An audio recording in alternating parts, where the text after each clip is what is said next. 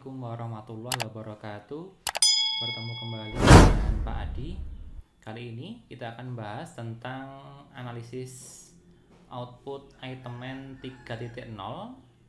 Kalau hasil dari pertemuan kemarin itu sudah kita dapatkan hasil seperti ini. Jadi dari folder ini ya, itu ada file Itemman-nya, kemudian ada data yang sudah kita buat. Untuk membuat datanya bisa kalian cek video sebelumnya.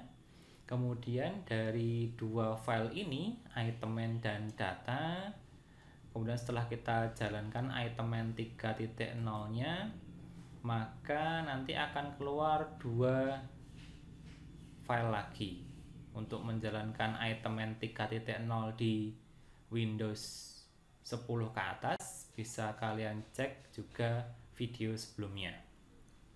Nah, di sini hasilnya bisa kita buka di output.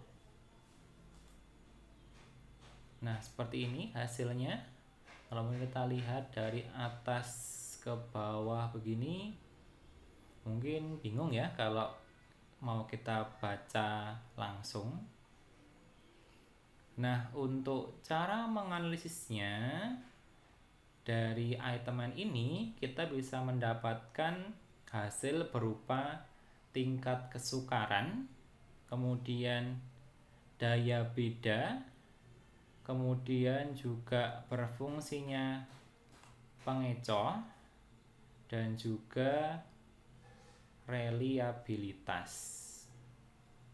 Oke, kita bahas. Untuk tiap-tiap butir nanti akan ada tampilan seperti ini. Jadi item analysis for data from file data.txt. Dulu file yang kita buat kita beri nama dengan data.txt. Yang pertama seperti ini, atau nomor 1 atau butir yang kita analisis nomor 1 yaitu seperti ini. Jadi bagian ini ya, itu adalah butirnya. Jadi di sini sequence number atau nomor butirnya. Kemudian scale item 1 sampai item 20 karena ada 20 butir.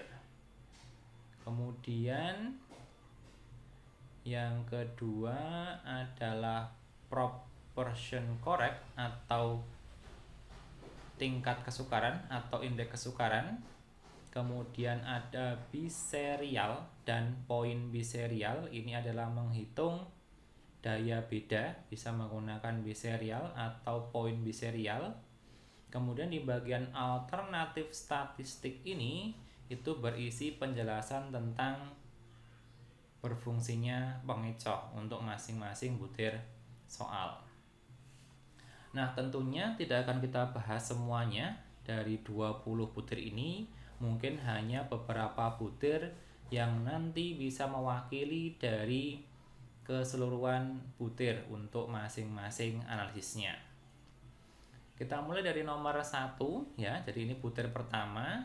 Bisa kita lihat bahwa untuk indeks kesukaran atau tingkat kesukarannya adalah 0,5. Kemudian daya bedanya bisa menggunakan biserial ataupun poin biserial gitu ya. Untuk biserial misalnya adalah 0,506. Untuk poin biserial itu adalah 0,404. Nah, biasanya untuk analisis daya beda itu yang sering digunakan adalah ini, menggunakan poin biserial. Nah, di sini adalah 0,404 yang berarti dia memenuhi daya beda yang baik karena nilainya lebih dari 0,3. Kemudian untuk pengecohnya bisa kita lihat di sini. Untuk tanda bintang ini berarti dia adalah kuncinya. Dimana kalau untuk analisis pengecoh berarti untuk yang C ini tidak usah kita analisis karena dia merupakan kunci. Nah, di sini untuk pilihan A itu prop endorsing itu adalah banyaknya yang memilih, di mana kriteria pengecoh yang baik itu ketika dipilih lebih dari 5%. Berarti kalau ini yang A itu adalah 0,3, maka dia dipilih sebanyak 30%. Yang B itu 0,1 atau 10%. Yang D 0,1 berarti 10%. Yang E ini 0 berarti dia tidak ada yang memilih. Kemudian other ini kalau ada jawaban lain selain A, B, C, dan E. Nah, bisa kita lihat di sini untuk biserial maupun poin biserial di pengecoh. Jadi ini untuk menjelaskan tentang daya beda dari pengecohnya. Sebagai contoh misalkan yang A. Pengecoh A ini tadi yang memilih adalah 0,3 atau 30%. Di sini kita lihat di bisa biserial atau poin biserialnya ya. Dan biasanya itu yang dipakai adalah poin biserial. Di sini adalah 0,132. Nah, di sini berarti dia positif 0,132. Nah, kalau positif berarti dia menandakan bahwa yang memilih untuk pengecoh A itu kelompok tinggi itu lebih sedikit daripada kelompok bawah, atau kelompok atas lebih sedikit daripada kelompok bawah. Jadi yang pilihan A ini atau pengecoh A ini dia berfungsi gitu ya, karena lebih dari 5% dan juga kelompok atas itu memilih lebih sedikit daripada kelompok bawah. Kemudian yang B, untuk pengecoh B ini prop endorsingnya atau yang memilih itu adalah 0,1 yang berarti dia 10%. Nah, kemudian dilihat dari daya beda untuk pengecohnya itu adalah negatif 0,830 yang berarti kalau dia negatif itu kelompok atas yang memilih pengecoh B itu lebih banyak daripada kelompok bawah.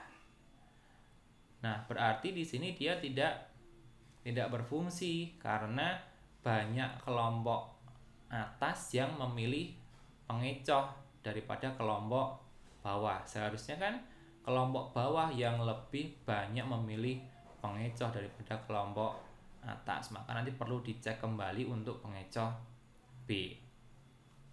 Begitu juga untuk yang pengecoh D, kemudian pengecoh E ini jelas tidak berfungsi karena yang memilih itu hanya yang memilih itu tidak ada karena nilainya adalah 0.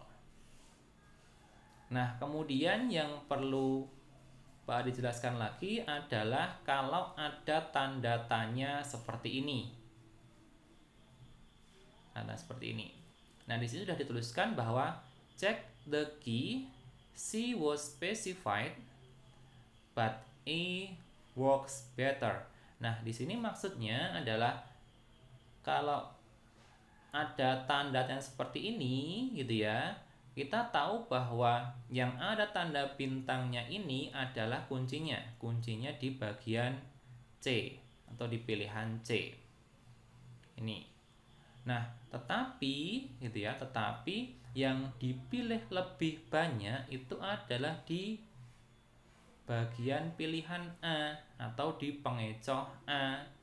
Padahal di sini itu seharusnya kalau kunci itu kan dipilih lebih banyak oleh siswa atau responden daripada pengecoh, tetapi di sini malah pengecoh A itu dipilih lebih banyak daripada siswa sebanyak 0,6 atau 60%. Nah, maka perlu dicek kembali apakah si pembuat soal itu ada kesalahan dalam meletakkan kunci yang menurut analisis ini seharusnya mungkin kuncinya ada di bagian A, karena kebanyakan siswa itu memilih pilihan A daripada pilihan C. Nah, itu berkaitan dengan butirnya. Jadi kalian bisa menganalisis mulai dari tingkat kesukaran, kemudian daya beda baik menggunakan biserial maupun poin biserial, kemudian juga berfungsinya pengecoh.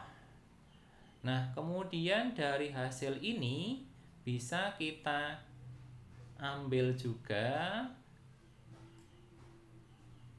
hasil berupa ini ya, ada di bawah, yaitu reliabilitas. Ya, reliabilitas di sini dilambangkan dengan alfa atau menggunakan Cronbach alfa, yaitu 0,638. Nah, ataupun selain reliabilitas, kita juga bisa mengetahui dari instrumen ini, yaitu rata-rata, variansinya, standar deviasinya, skenesnya maupun kurtosisnya, kemudian juga minimum, maksimum maupun medianya. Nah, demikian tadi cara membaca analisis itemen 3.0 yang sangat membantu kita dalam menganalisis suatu butir soal. Demikian, terima kasih atas perhatiannya. Sampai ketemu lagi di video selanjutnya. Assalamualaikum warahmatullahi wabarakatuh.